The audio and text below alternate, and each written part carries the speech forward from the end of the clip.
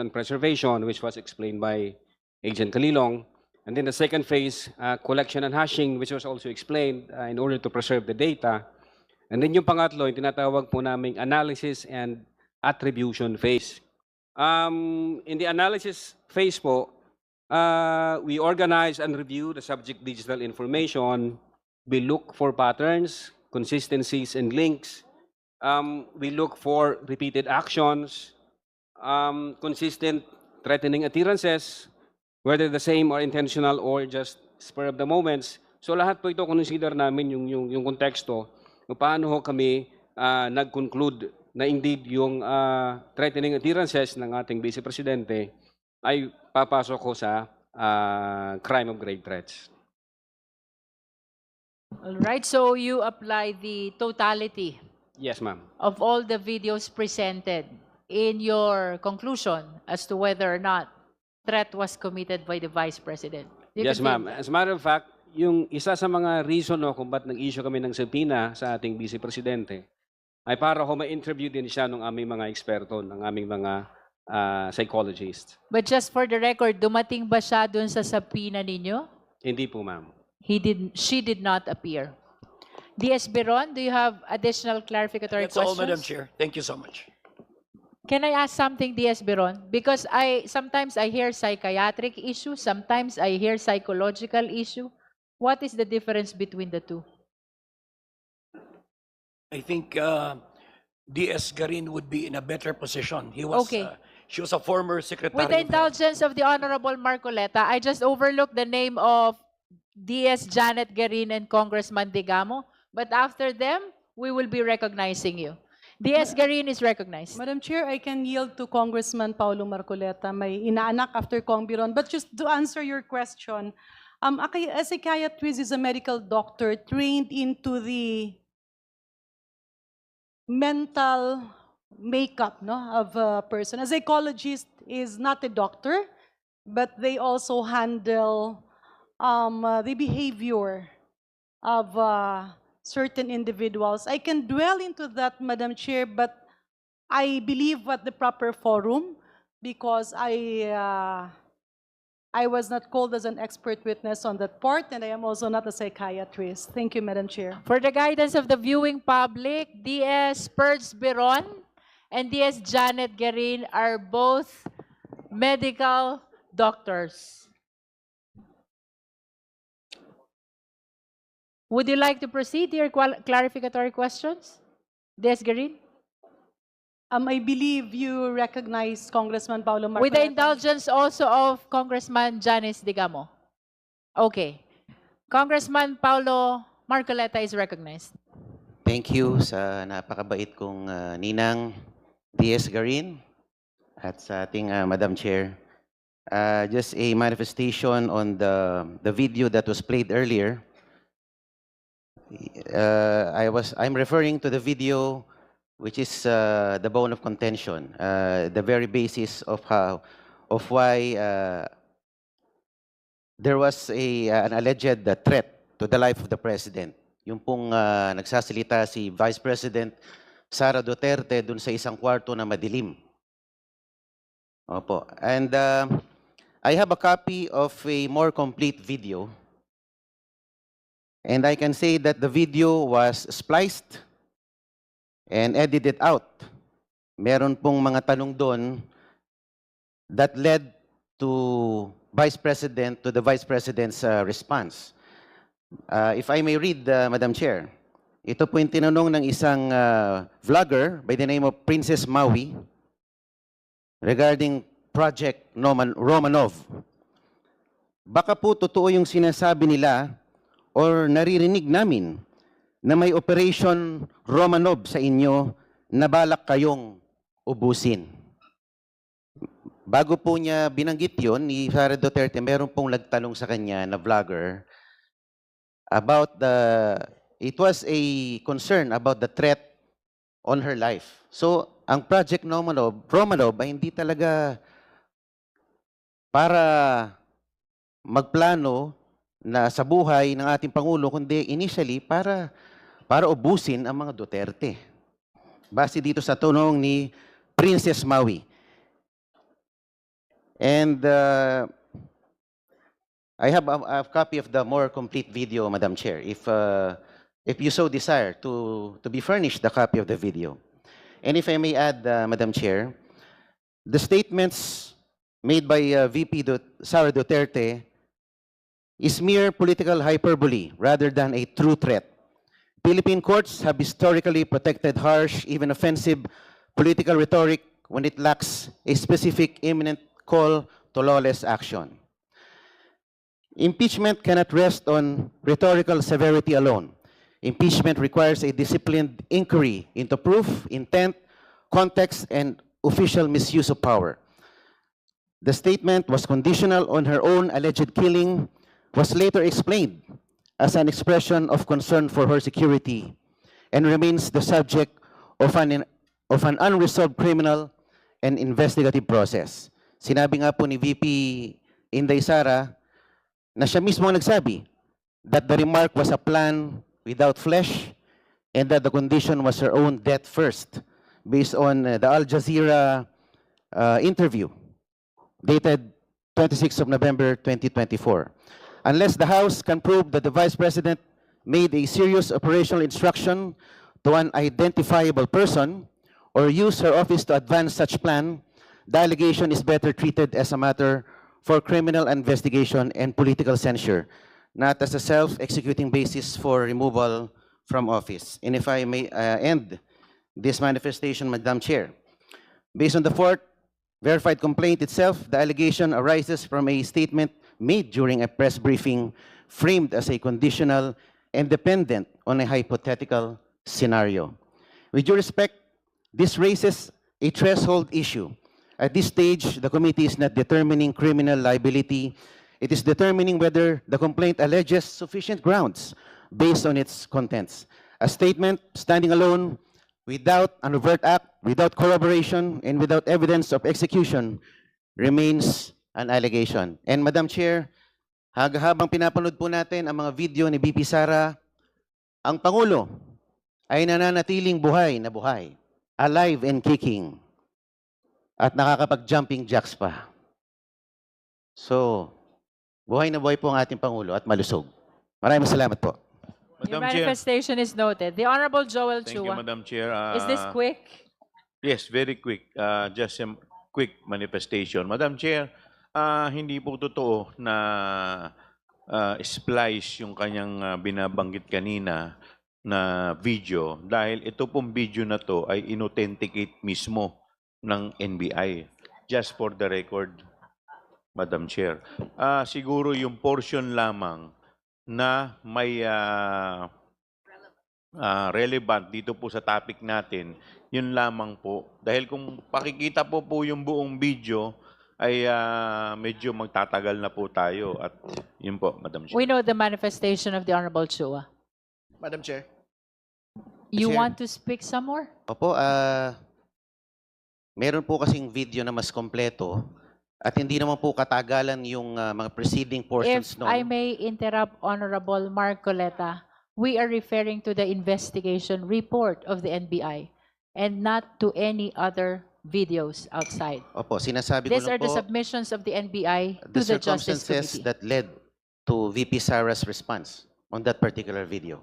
We Thank note you. your manifestation, but nevertheless, we are bound by the rules to stick to what was submitted to us by the NBI. Thank you, Madam ma'am. Chair.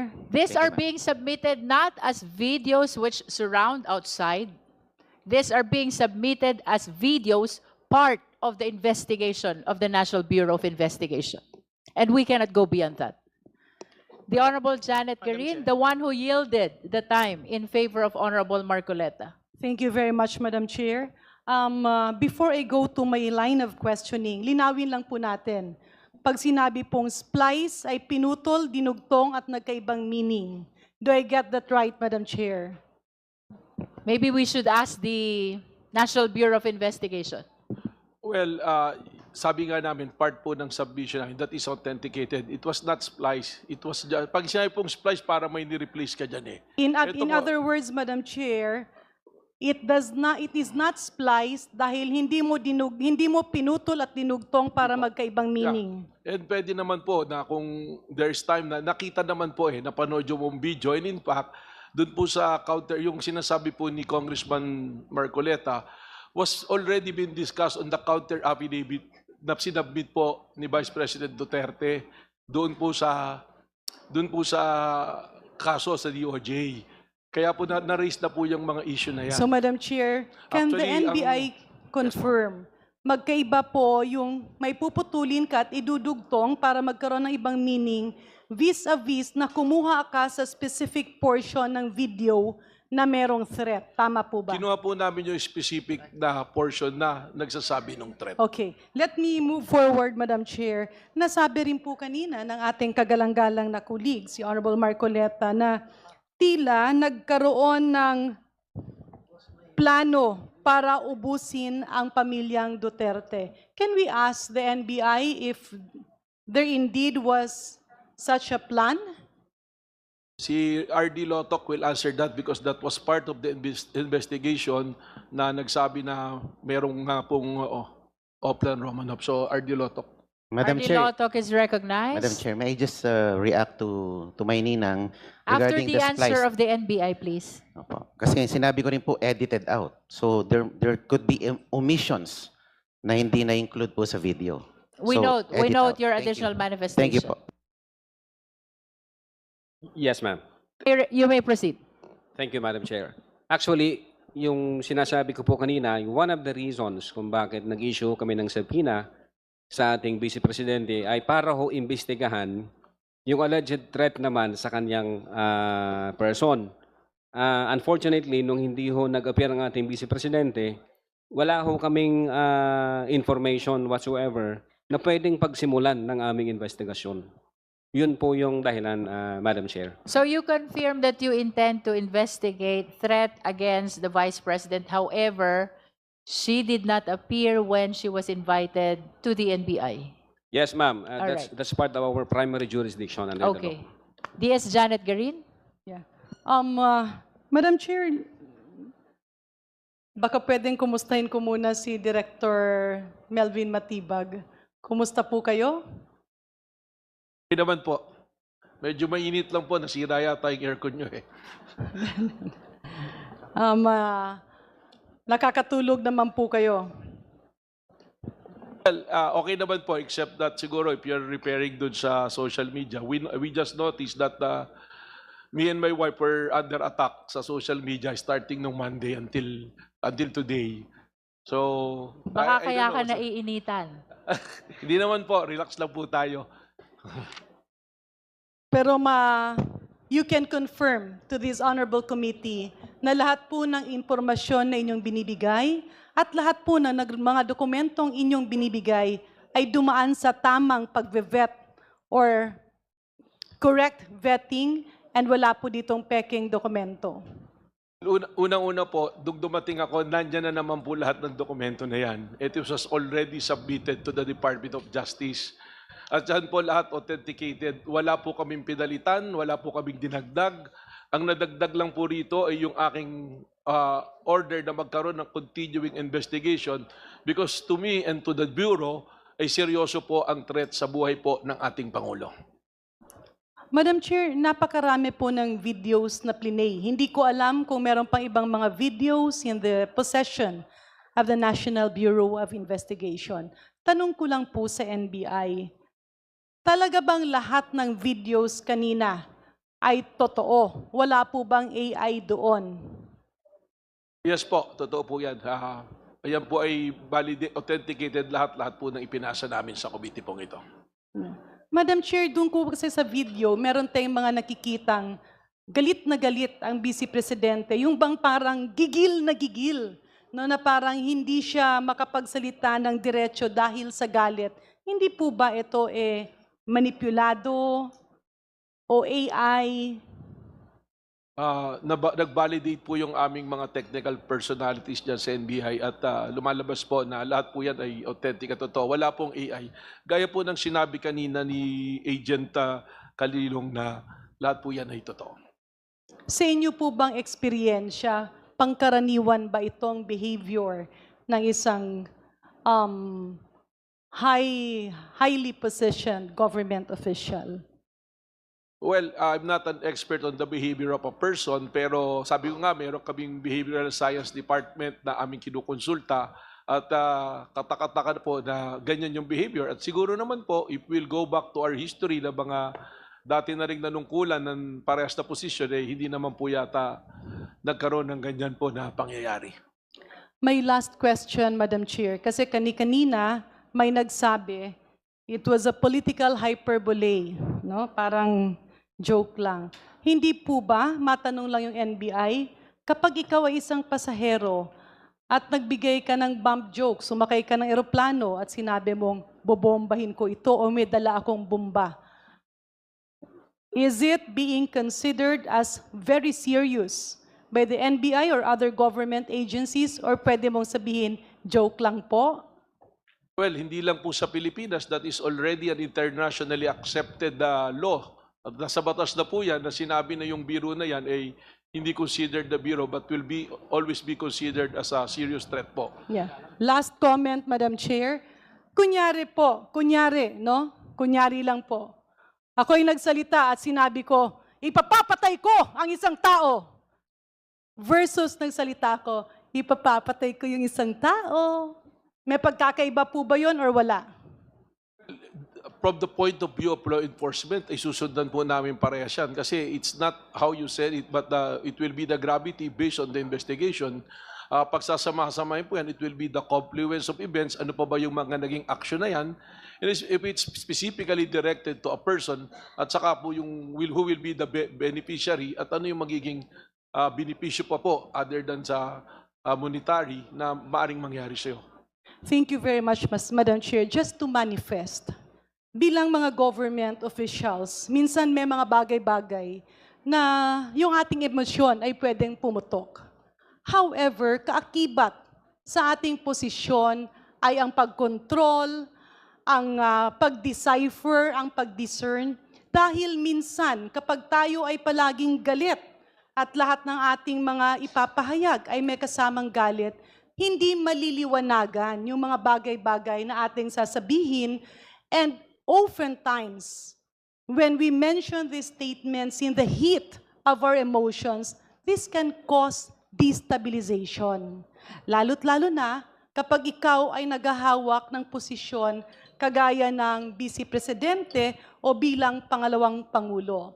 In other words, Madam Chair, allow me to manifest that the issues on anger, on demeanor, on statements that cannot be acceptable as members of highly ranking positions, lahat po ng mga ito, Madam Chair, ay dapat matingnan at dapat mabusisi kasi hindi po pwedeng sabihin natin na joke lang. Thank you very much, Madam Chair. Thank you very much, distinguished Thank you, colleagues. DS Guerin. The next to manifest, and I think she is the last, if Madam there are Chair. no other interested justice members, meron pa, is Congresswoman Janice Digamo. Naalala ko lang kung during our determination of substance, marami kang pinaiyak. And I overheard that today is the birthday of your husband. Tama po, that's right po. And instead of spending it with him dun sa amin, I decided to come today because there are things that troubles me that I would like to raise to this august body. All right. Let's hear from the Honorable Congresswoman Janice Digamo. Madam Chair, hindi po ako lawyer. Pero sa tingin ko po, what I am about to say has something to do with the security, not just of the province of Negros Oriental, but in a bigger scale, the whole country in general. The Vice President and the alleged mastermind of my husband's murder appear to share a common connection through attorney Ferdinand Tupacio, who is both the lawyer of Mr. Teves and a known ally of the VP. We also learned that the Vice President visited Mr. Teves while he was in jail. At first, there were different reports about that visit. Later, it was clarified that the visit was indeed of Mr. Teves, according to SILG Remulla. However, during a Justice Committee hearing, Congressman Chel Jokno raised a serious concern that the purpose of that visit may have been related to harming Mr. Madriaga, a witness to this case. Madam Chair, if there is even a possibility that this is true, this is really very alarming. Until now, we have not heard any clear explanation from the VP. There was an interview that she was asked whether or not the visit indeed took place. And the answer was brushed aside, and I think what she said was, hindi niya kilala si Madriaga, but did not answer directly whether or not she went to visit Teves in jail together with his lawyer. As the second highest official of the country and someone who plans to run for the highest position, the public deserves a clear answer. Ganito po kasi yun. When my husband was murdered, kayang gawin ito ng isang politiko. At mas lalong kaya itong gawin ng walang katakot-takot kung ang backup ng isang taong may kilalang assassin ay isang taong nakapwesto sa ikalawang pinakamataas na posisyon ng ating government. We have also heard statements made publicly that included threats against other officials. Some may say these were said out of emotion, but for families like ours who have experienced real violence, we cannot take such statements lightly. We know that words, especially from powerful people, can have real consequences. That is why we are asking for clarity, truth, and accountability. In fairness to the Vice President, since she is not present today, maaari ko ba pong i-direct yung aking mga katanungan to the National Bureau of Investigation? You may proceed, Honorable Digamo. NBI Director, sir, may I know of the current status of the investigation regarding the reported jail visit po? Well, nag-imbestiga po kami dyan dun sa visit na yan, and we have established that on 2 occasions, Vice President Sara Duterte visited the BJMP in Campagong Diwa, initially trying to visit Ramil Madriaga, but we were informed by Madriaga that ayaw niyang humarap. At the same time, nung nangyari yon, ang pinuntahan niya ay si Arnie Teves po. May ebidensya po ba tayo? Kasi palagi nating sinasabi, dapat may resibo. In fairness to the VP, we need to show to the public na hindi lang po ito gawa-gawa na statement na nag-visit siya, hindi lang ito sinisiraan siya, kaya sinasabi na she visited. Maaari po kaya nating ma-include bilang evidence or pieces of evidence proof that indeed there was a visit that took place? It was confirmed by the then jail warden po doon, and in fact, the NBI are requesting for the CCTV even before, but we have reports na may official report po kami na nangyari yung pagbisita, and we are also nag-issue kami ng subpoena to get the logbook po ng mga bumisita rito. Mahalagang parte po ang ebidensya sa ating pagtatanong because again, in the province of Negros Oriental, back in 2022, when she ran for office as Vice President together with the President, magka-allies po kami with this group. And ayaw po natin na sasabihin na kini-question natin yung kanyang intensyon. Pero para po sa amin na, who live in Negros Oriental all our lives, napakahalaga po ng ebidensya na maipakita para hindi po sasabihin na meron tayong kinikilingan o we are just trying to destroy or to yung pagsabihan siya ng hindi tama para po maliwanagan ang aming taong bayan in Negros Oriental kung ano talaga yung real score po dito. Kasi po, if I may say this further, we have kasama po namin ng mga biktima who are also loyal supporters of the VP. Yung the kind who will really bring placards for her. And kung may katotohanan po ang sinasabi ni Madriaga na pinuntahan siya at siya ang target ng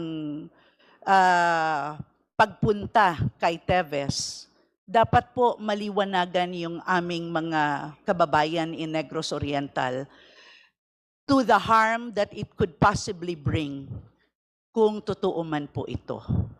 Kasi po, talagang naniniwala tayo na hindi tama na violence ang magiging sagot sa ating mga gustong mangyari. No matter how difficult it will be na ituwid ang mga bagay, parang hindi po talaga dapat option ang violence. And last po, is there any link, any verified link between the visit and any plan to harm Mr. Madriaga po? There was a report of an attempt to harm Mr. Madriaga in one occasion and nagpadala po kami ng mga investigating officers doon from NBI at na-establish po na meron talagang isang detained prisoner doon na bagong lipat pa lang ay nag-attempt na saktan po si Mr. Madriaga. Salamat po, NBI Chair. Madam Chair, we are not here to accuse without basis. We are here to seek answers, not only for our family, but for all Filipinos who deserve leaders they can trust. Yan lang po, Madam Chair. Maraming salamat. That concludes our deliberation on the allegations of threat and destabilization. Thank you, Congresswoman Janice Digamo. Of course, the wife of the late Governor Ruel Digamo, who was murdered while serving his constituents in the province of Negros Oriental. Thank you, Cong Janice. Since we have concluded already our deliberations on the allegations of threat and destabilization, we anticipate the committee to decide on whether or not we will be determining the existence or non-existence of the probable cause now. But before we go to that, let me direct again the COMSEC. Please call the Vice President for the 4th time. May the committee know if the respondent, Vice President Sara C. Duterte, is present in today's hearing? The respondent, Vice President Sara C. Duterte, is not present in today's hearing, Madam Let Chair. it be placed on record that the committee secretary called for the 4th time Respondent Vice President. And to this hour, she continues to be not around in our proceeding today. The same is for our intention to cater to the Vice President the continuing opportunity